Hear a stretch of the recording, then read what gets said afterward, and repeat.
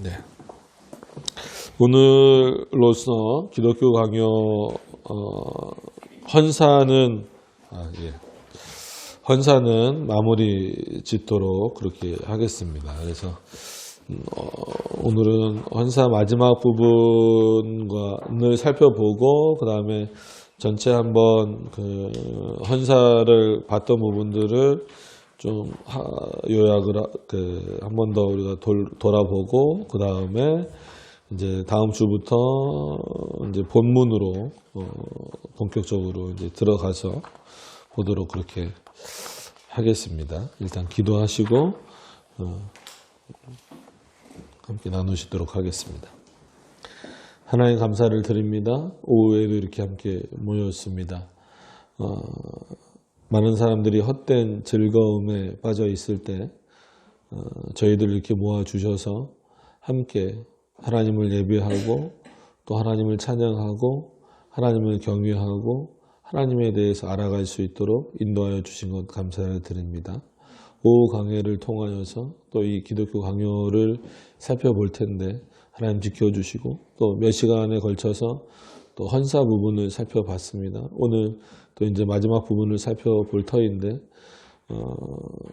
칼빈이 기독교 강요를 쓰고자 한 그 의도와 더불어서 또 칼빈과 같은 그런 담대하고 큰 믿음을 허락하여 주셔서 우리가 어떤 또 저항 정신을 가지고 세상을 향하여 살아가야 하며 또 어떻게 이 세상을 하나님이 원하시는 대로 또 바꿔나갈 수 있는가를 확인할 수 있는 그러한 시간들이 되게 하여 주시옵시고 그러기 위하여서 또 먼저 칼빈이 제시하고 있는 여러 가지 기독교의 기초적인 내용들을 또 우리 안에서 잘 체계화될 수 있도록 인도하여 주셔서 여러 가지로 많이 혼란스러운 이때에 우리가 서야 할 올바른 곳에 서 있을 수 있는 우리 모든 성도님들이 되실 수 있도록 인도하여 주시옵소서.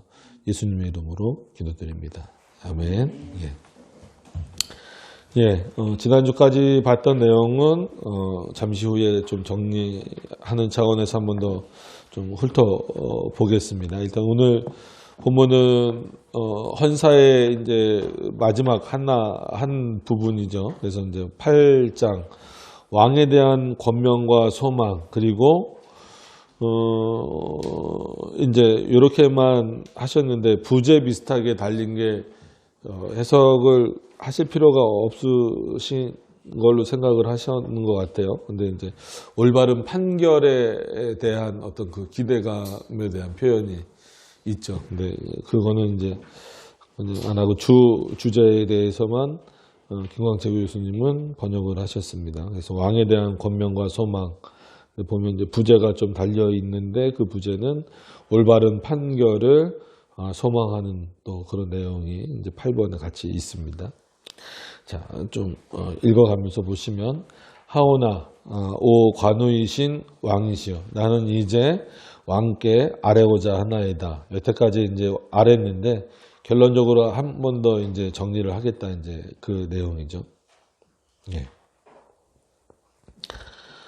이걸 보니까 오전에 그 설교 시간에 제가 그 잘못 말한 부분이 딱 보이네요. 지난 시간에 읽었던 마태복음에서 내용이 아니라 기독교 강요 고린도 후서의 그 예수 그리스도의 향기라 그 내용이 나오는데 그 부분으로 수정을 해서 이해를 하셨으면 좋을 것 같습니다. 마태복음이 아니라 고린도 후서 내용, 칼빈의 기독교 강요 헌사에서 인용된 부분입니다. 자, 저들은 근거 없는 참소에 절대로 성심을 요동시키지 마옵소서. 왕이 로마 카톨릭이 주장하는데 마음이 흔들려 버리면 제대로 된 어떤 이런 판결들을 할 수 있겠습니까? 못합니다. 이제 뒷부분에 언급이 되겠지만 여태까지 왕이 계속해서 제대로 된 판결을 내리지 못했기 때문에 많은 우리 그 믿음의 동역자들이 그리고 칼빈의 제자들, 칼빈의 동료들이 많이 죽게 되었습니다. 그러니까 이번만이라도 이 글을 보면서라도 다시 한 번 더 올바른 판단을 기대합니다. 이런 어떤 의미가 있는 거죠. 그래서 우리의 반대자들은 전하께 저들이 새로운 복음이라 부르는 것으로 말미암아.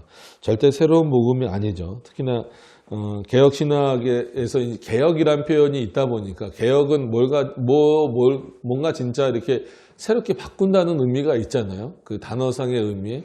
그래서 지금도 뭐 로마 카톨릭이 아니더라도 많은 분들이 개혁주의는 새로운 거다.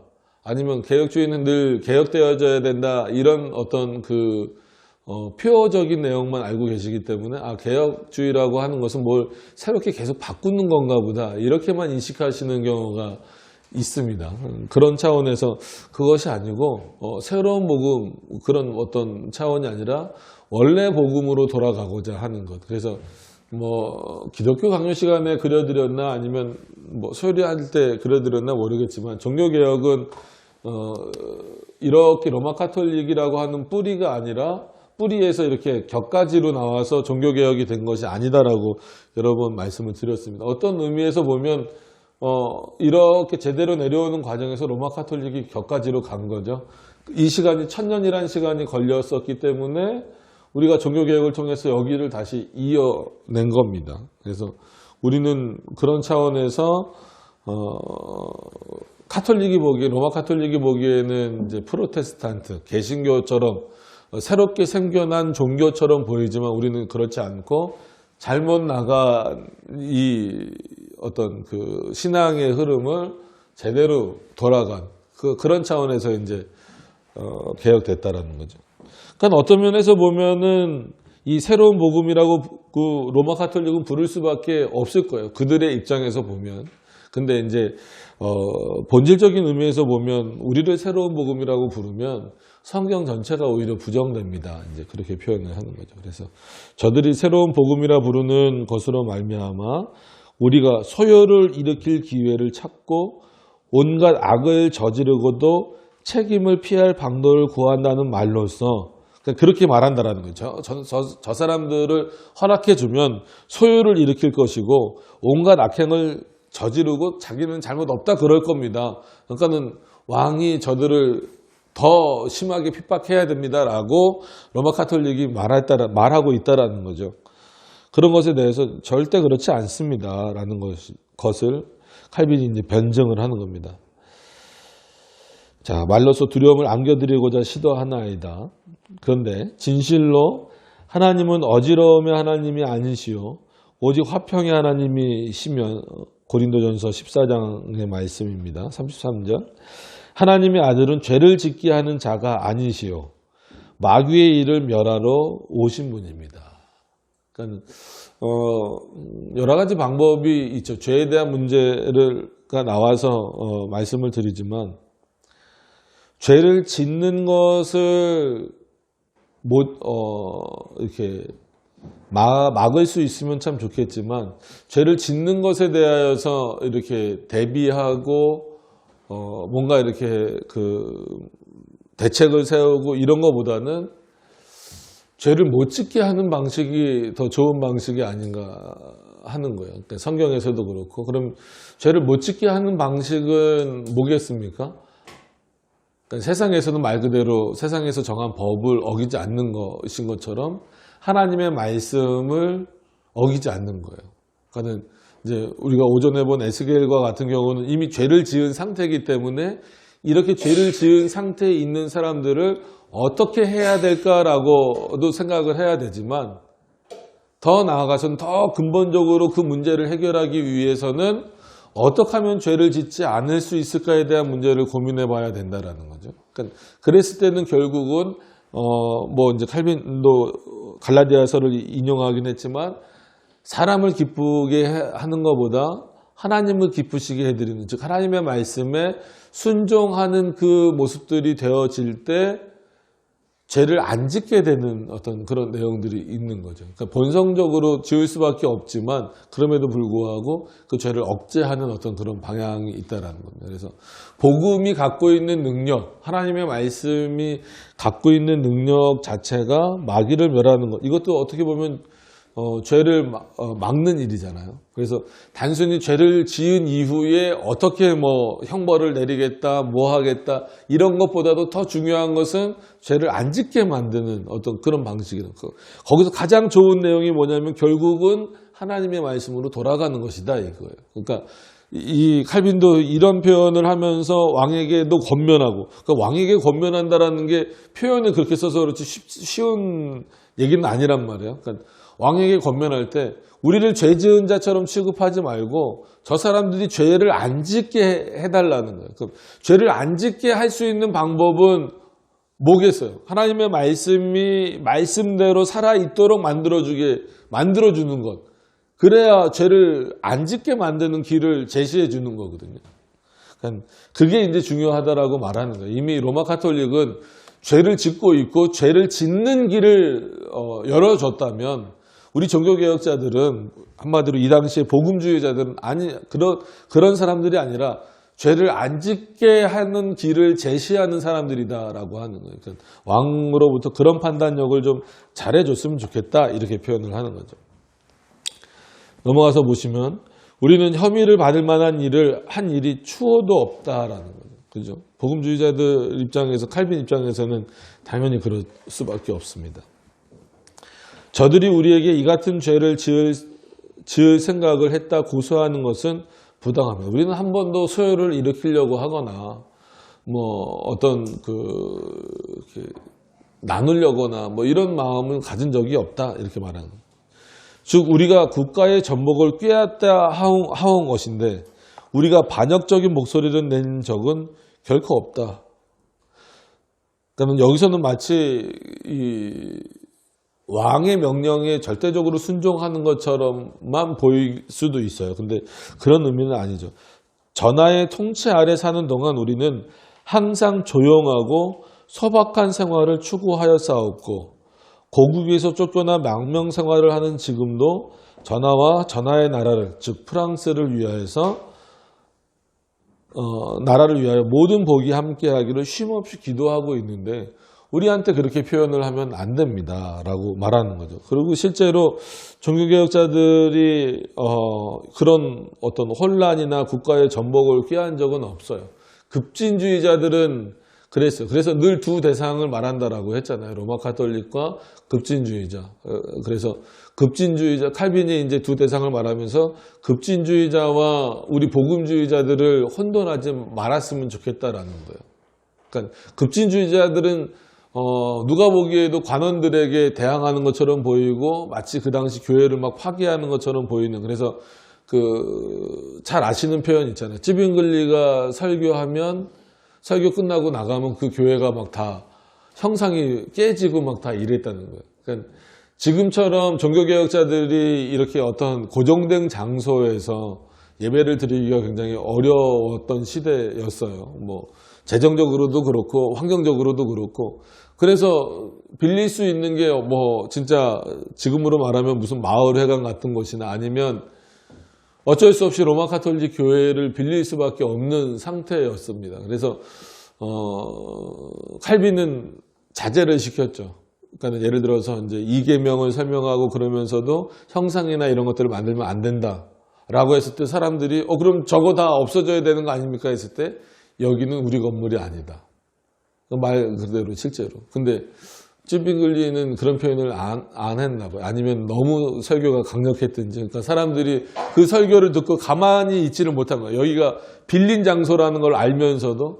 그러니까 막 형상들을 다 때려 부시니까 그 빌려준 입장에서는 이 사람들은 너무 급진주의. 그러니까 찌빙글리가 급진주의라는 건 아니고, 그래서 이제 뭐 절대 찌빙글리가 제세례파의 어떤 그 뿌리가 된다 이렇게 말씀하시면 안 됩니다. 거기서 오히려 이제 그 찌빙글리와 함께 하다가 나온 사람들 중에서 이제 아나베프티스트, 즉 제세례파가 생겨나는데 그들이 끊임없이 이제 찌빙글리와 같이 있을 때 요청했던 게 뭐냐면, 아니 당신이 그렇게 설교하면, 선생님이 그렇게 설교를 했으면 선생님 먼저 저 형상을 없애야지 왜 선생님은 그냥 설교만 끝나고 나가버립니까?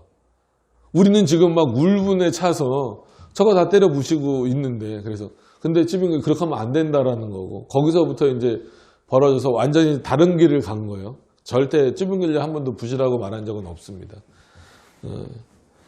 그러니까 그런 사람들과 혼돈하지 말라는 거예요. 칼빈의 얘기는. 그거는 이제 관원들의 입장에서 보거나 로마 가톨릭 입장에서 보면 저 사람들은 급진주의자다. 마치 소요를 일으키고 분란을 일으키고 교회를 파괴하는 자다라고 실제로 그렇게 비춰질 수도 있고 어떤 물질적인 그 손해를 끼치기도 하니까. 그러나 복음주의자들은 그렇지 않습니다. 우리는 그냥 하나님의 말씀을 조용히 믿고 따르려고 하는 사람들이지 이거를 억지로 우리 것도 아닌데 우리 장소도 아닌데 바꾸려고 하지 않습니다 라고 했던 게 이제 칼빈의 표현이에요. 그래서 우리는 어디 있든지 간에 심지어 나라에서 쫓겨났음에도 불구하고 나라를 위해서 프랑스를 위해서 기도하고 있습니다. 그렇게 말하고 있는 겁니다. 하운데 우리가 악을 행하고는 그에 대한 면책을 염치 없이 구한다고 저들은 주장합니다. 행실에 혹여 책망받을 만한 것이 있을지 모르오나 이처럼 엄청난 핍박을 받을 만한 악은 결코 행하지 않았나이다. 그러니까 이런 부분은 칼빈도 아는 거예요. 혹시 우리 제자들 중에도 그러니까 내 제자들 중에도 그렇게 좀 급진적인 사람들이 있을 수 있고 그런 일이 좀 행동으로서 나타났을 수도 있긴 하지만 그럼에도 불구하고 그게 이 정도의 책망을 받거나 이렇게 핍박을 당할 만한 일은 아닙니다. 지금 로마 가톨릭이 성경을 변질시켜 놓은 것에 비하면 그건 아무것도 아닙니다. 라는 것을 말하는 거예요. 또한 우리가 하나님의 은혜로 말미암아 복음의 진보를 적잖게 이룬 까닭에 우리의 삶은 저들 반대자들에게 순결함과 인자함과 긍휼과 절제와 인내와 겸손과 이 밖에 모든 덕에 모범이 되지 못할 정도는 아닙니다. 오히려 모범이 되면 됐지 그렇지 않습니다. 우리는 복음의 진보를 많이 이뤘기 때문에 즉 하나님의 말씀에 대한 그 훈련을 많이 받았기 때문에 그러지 못한 사람들에게 오히려 본이 되면 본이 됐지 이런 것들을 못 지키는 정도가 아닙니다. 이렇게 말하는 거죠.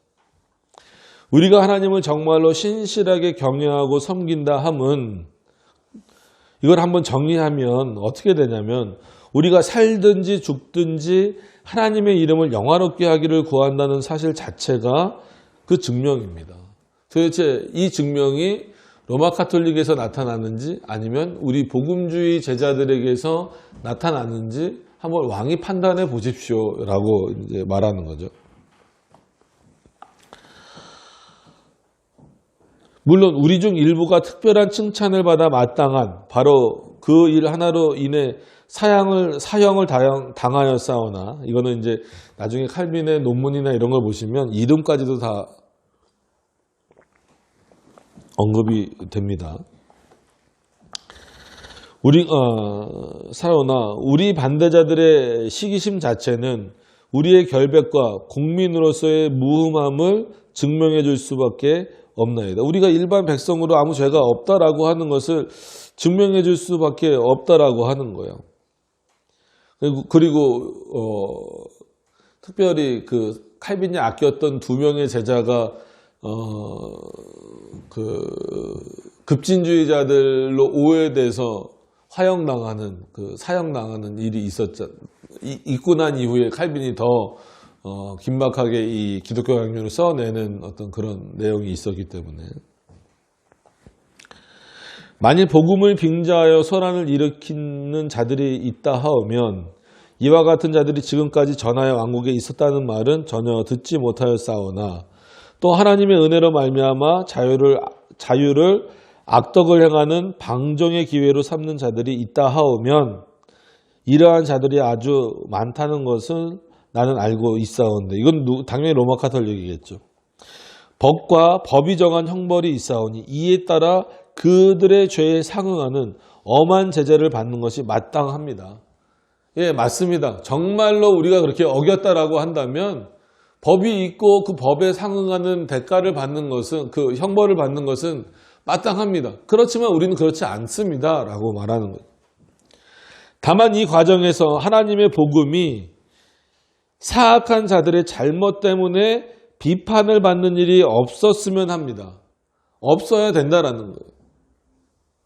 그러면은 이 형벌을 받는 사람들 중에 그 기준이 하나님의 말씀을 어겨서 소요를 일으키는 건지 아니면 여기서 말하고 있는 자들처럼 로마 카톨릭에 어긋났기 때문에 죽어야 되는 건지, 그들은 이제 사악한 자들이라고 표현을 했어요. 그래서 사악한 자들의 잘못 때문에 죽지 않았으면 좋겠다. 복음주의자들이 이제 그렇게 표현을 하는 겁니다. 얼마나 많이 죽었겠어요. 실제로 많이 죽었고, 칼빈도 위협을 많이 받았었고. 지극히 존귀하신 왕이시여, 전하께서는 우리를 중상모략하는 자들의 악독함에 대하여 충분히 자세하게 설명을 들으셨사오니, 그러니까 본인이 한 거예요. 본인이. 누구에게 들었겠어요? 칼빈 아니면 못 듣죠. 그 주변은 다 로마 카톨릭주의자들밖에 없는데. 저들의 비방하는 소리에 지나치게 귀를 기울이사 경신하는 일이 없게 하옵소서. 가볍게, 마치 아니면 한쪽으로 치우쳐서 판결을 내는 일이 없었으면 좋겠습니다. 하오나 내가 너무 지나치게 많은 말을 아랜 것 같아 두렵나이다 하면서도 별로 안 두려운 것 같아요. 왜냐하면 이는 이 헌사가 벌써 거의 정식 변증서의 분량에 이르렀습니다. 자기도 아는 거예요. 맨 처음에는 헌사를 이렇게 길게 쓸 생각은 없었던 거죠. 근데 헌사의 내용을 쓰다 보니까 이미 하나의 뭐가 됐다라는 거예요. 변론서가 돼버렸다는 거예요. 뭐가? 헌사 자체가. 그래서 이제 김영규 교수님도 그렇고 많은 분들이 헌사의 핵심적인 내용들이 다 있다라고 표현하는 이유가 칼빈 스스로도 그렇게 밝히는 거예요.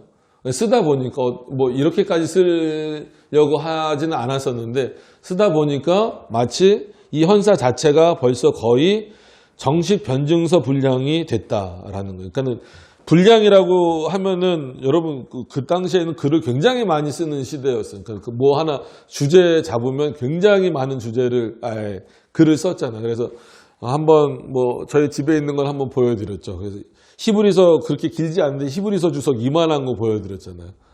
그죠? 근데 저도 이제 연구소 가서 본 거지만 아가서는 구약 성경에서 진짜 또 몇 장 안 되잖아요. 근데 아가서 주석이 500페이지인가 600페이지인가 되는 게 있어요. 그러니까 그만큼 이 글 쓰는 거를 즐겨하고 풍성한 내용을 담아냈던 인물들이 이제 종교개혁자들이었단 말이에요. 근데 그런 칼빈에게 있어서 20페이지 정도 되는, 이제 앞에 빼면 한 20페이지 정도밖에 안 되는 내용은 분량으로 많다는 게 아니죠. 내용상 핵심적인 내용이 여기 다 있습니다. 이제 그 얘기를 하는 겁니다. 하오나 이 헌사를 통하여 변증을 할 마음은 없사옵고 내가 구하였던 것은 우리의 송사 자체에 관심을 기울이시고 전하의 마음을 미리 부드럽게 하는 데 있었나이다. 근데 오히려 이 헌사를 보고 왕은 더 악독해져요. 참 아이러니하죠. 칼빈은 오히려 개혁신학이 뭔가, 그리고 개혁신학이 갖고 있는 즉 종교개혁의 특징들을 잘 설명해 주므로 왕이 좀 올바른 판단을 내리는 데 도움을 주고자 했었음에도 불구하고 그러지 못하게 됐었죠. 그런 부분들이 참, 칼빈이 이 글을 썼다는 게 안타까운 게 아니라 이런 글들을 보면서 제대로 판단하지 못한 그 당시 왕이나 여러 사람들이 안타깝다라는 거죠.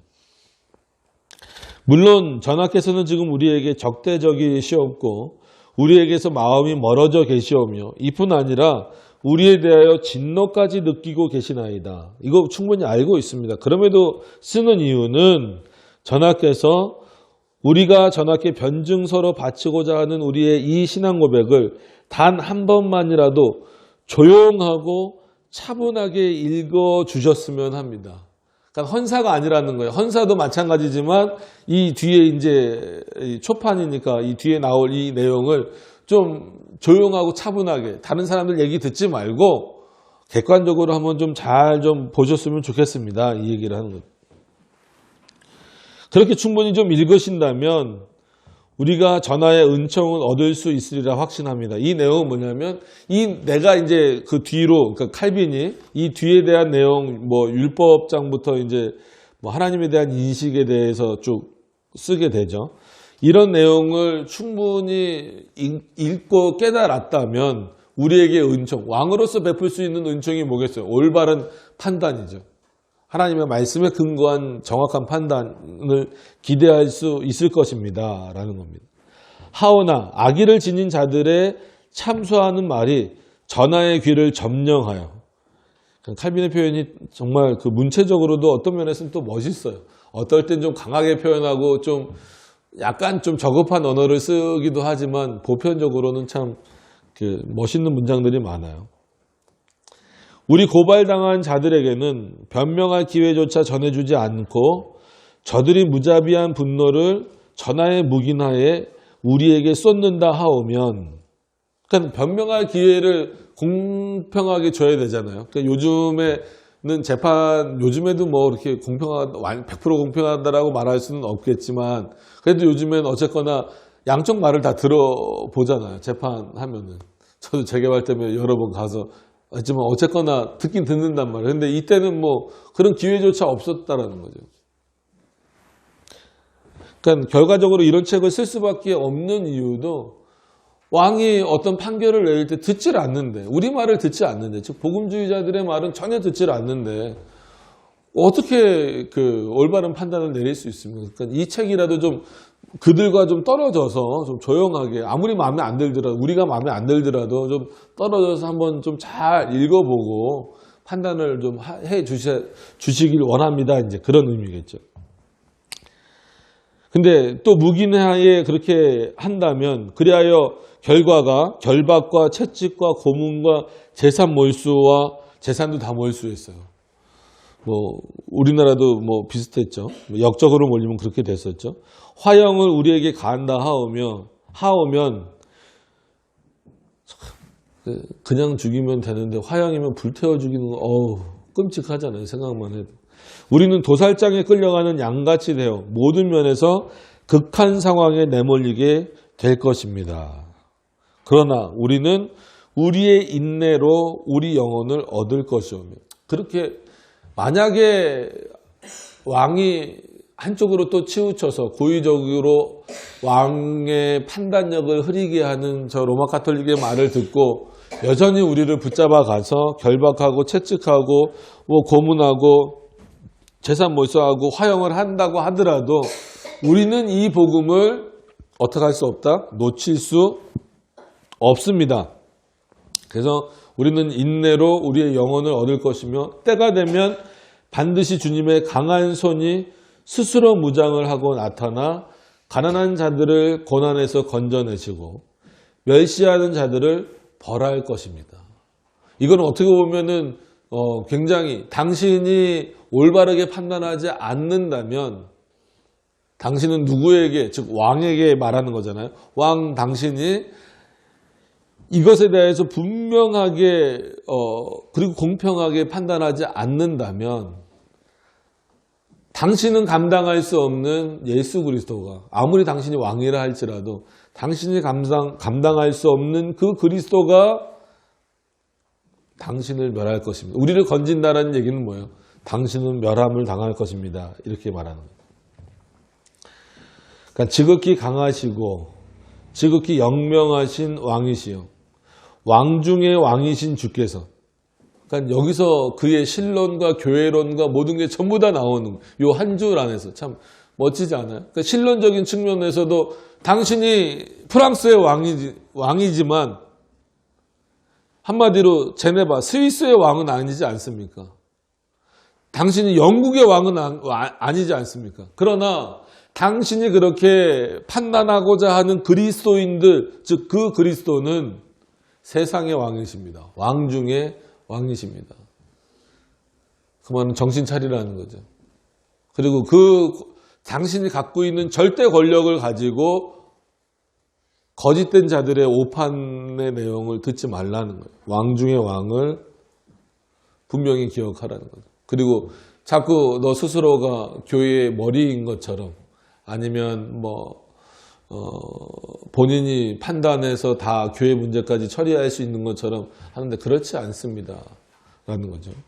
교회의 머리도 여전히 뭐 머리란 표현은 없다 할지라도 왕 중의 왕이신 주께서라는 표현 아래서 이미 왜냐하면 이 당시에는 아직 정교 분리가 안 된 상태잖아요. 그래서 뭐 세상 법정과 교회 법정이 그렇게 탁 구별되는 시대가 아니었기 때문에 왕 그러면 그냥 종교 재판도 같이 참여하는 거예요. 같이 해버리는 거예요. 이런 일을 하다 보니까 왕에게 있어서의 그 권력은 어마어마한 거죠. 그 뒤에는 로마 카톨릭이 딱 이렇게 붙잡고 있는 것이고 그럴 때 그냥 정신을 빵 차리게 해줄 수 있는 표현이 당신도 지극히 강하고 영명하신 왕인데 왕 중의 왕인 분이 계시다. 그분이 누구시냐면 주이십니다.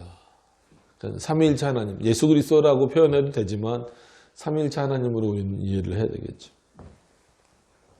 전하의 위가 의로 말미암아 견고히 우리 위격할 때도 이 위를 쓰지만 그 위가 그 위치잖아요. 그 능력 뭐 이런 거잖아요. 그 전하의 위가 정말 견고히 쓰기 위해서는 한쪽으로 치우쳐서 즉 로마 카톨릭에 치우쳐 있지 말고 바른 복음이 뭔지 분별하셔야 그 자리를 더 공평하게 견고하게 지킬 수 있습니다. 그래서 이제 잠언의 말을 인용한 거죠. 서기하시고 전하의 옥자를 공평으로 굳게 해주시기를 원합니다. 라고 이제 표현을 한 겁니다. 이러면서 이제 바젤에서 썼죠. 이 내용을.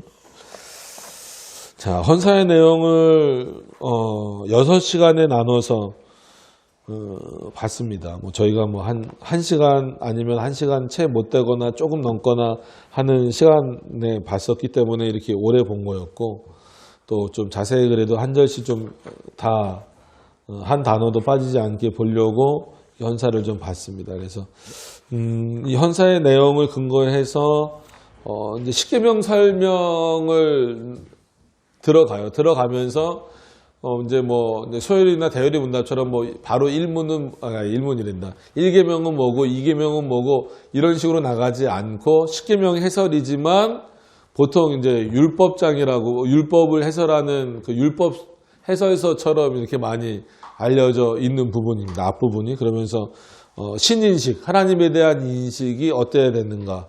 그리고 하나님에 대한 인식의 근거에서 인간에 대한 지식은 어때야 되는가라는 부분으로 이제 쭉 시작을 할 겁니다. 그래서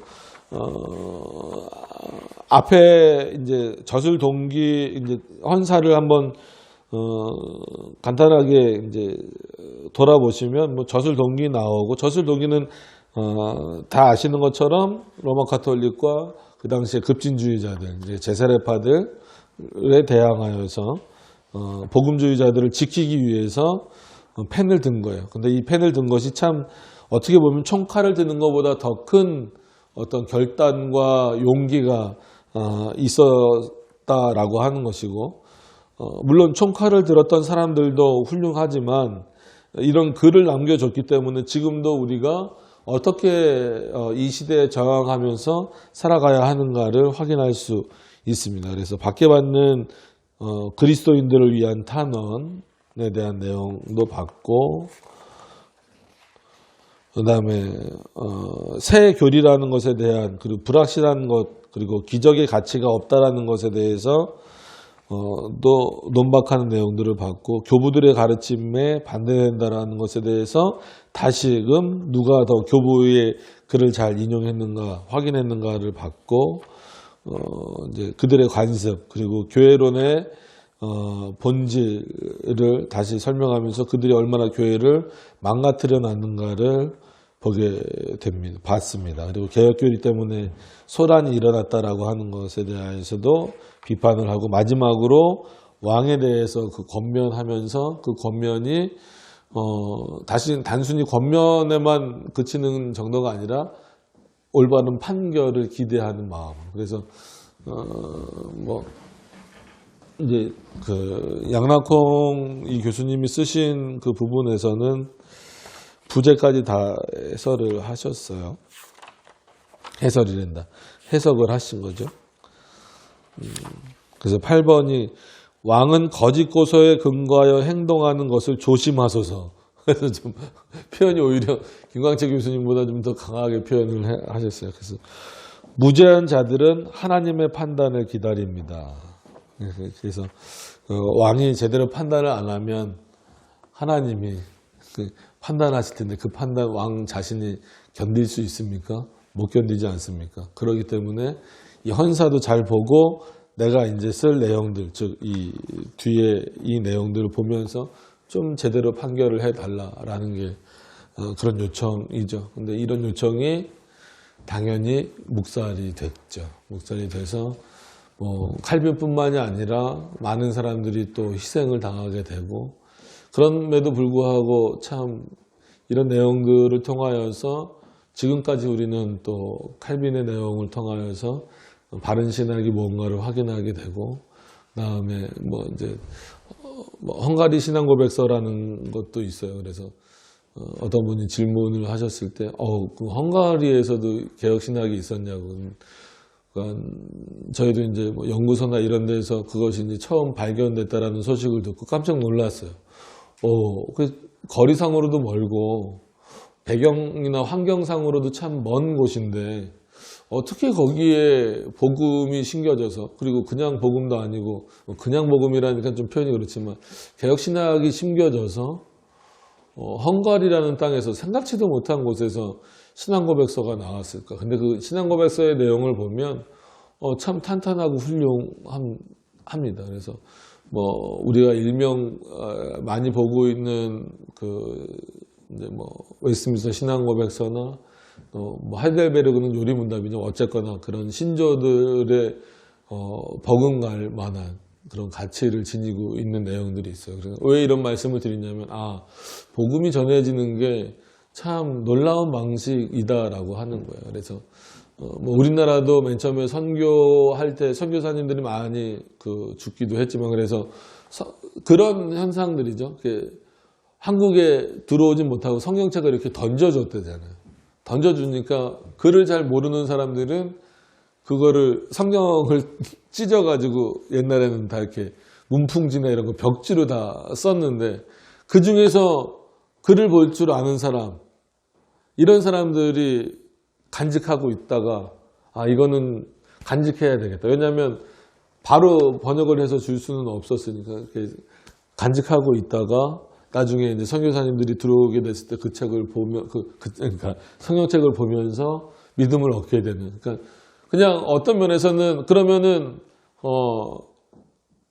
그 성경책을 간직하고 있었던 사람에게 성경을 가르쳐준 선교사도 상당히 훌륭한 일을 하는 거죠.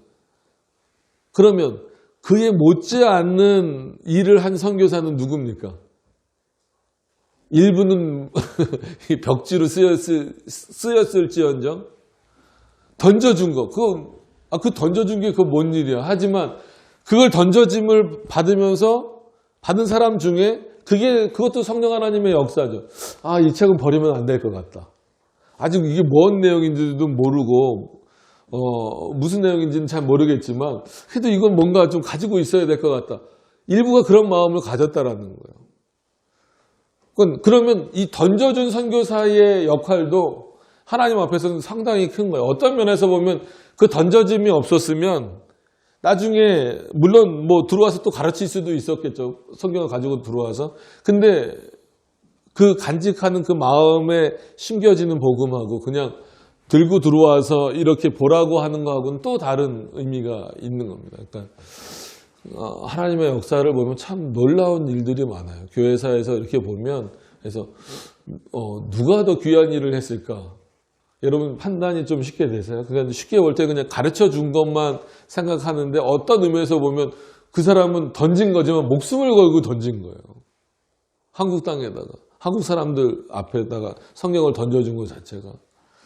그래서 칼빈도 어디까지 기대를 하고 썼을지는 몰라요. 그러니까 이 글이 왕에게 직접 들어갔을 때 자기에게 얼마나 큰 위협이 올 거라고 하는 것을 모르지 않았겠죠. 칼빈이 바보가 아닌 이상.